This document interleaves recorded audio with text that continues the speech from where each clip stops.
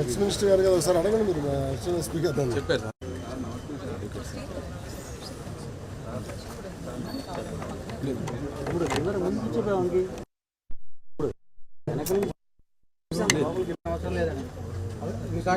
చూపించండి మాకు ఇట్లా లోపలికి రా సార్. మీది ఏదన్నా మాకు ఇబ్బంది లేదు.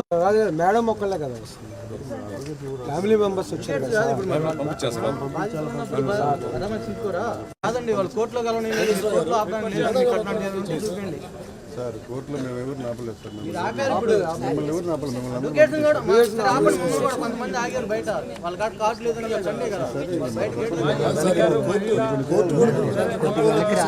ఏమని చెప్తారు చెప్పండి. ఇక కాదు మేడం, కోర్టు కూడా అండర్ కంట్రోల్ మీరు తీసుకుంటున్నారు కదా, అన్ని మీరే తీసుకుంటున్నారు.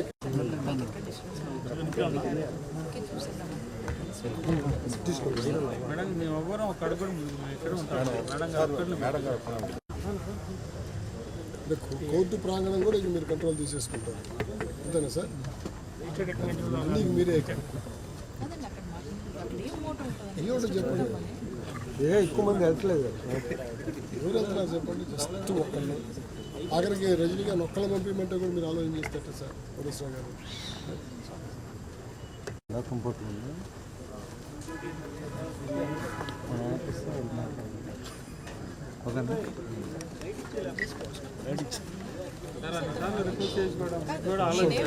ఒక్కళ్ళే కదా మరి మీరు ఒక్కళ్ళ కంట్రోల్ అయ్యి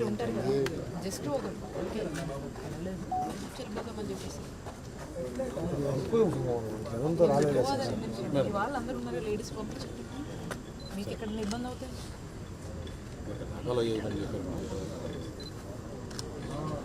ఇక్కడే కదండి 2 అడుగులు లేదు, ఒక 2 అడుగులు మీరు కూడా జరగండి, నేను జరుగుతాను. జస్ట్ వచ్చినప్పుడు చూసి వెళ్ళిపోవడం అంతే కదా. మిమ్మల్ని ఆ రకం కూడా అన్నట్లేదు.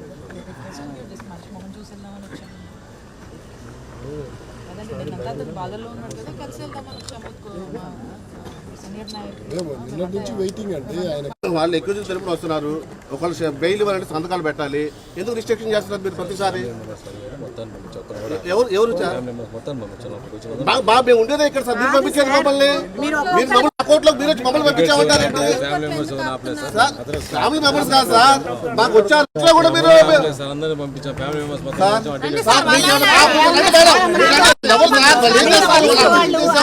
మంత్రిగా చేశారు. మీరు అబ్జెక్షన్ చేయటం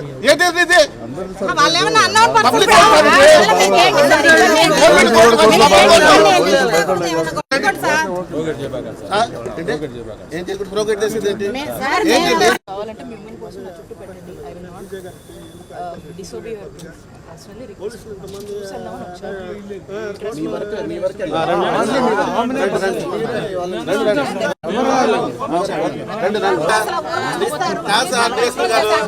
ప్రతిసారి పోయినప్పుడు అంతే చోట లేదు. ఏం చేస్తారు సార్? మాట్లాడటానికి అసలు రిమైండ్ లో ఉన్నది.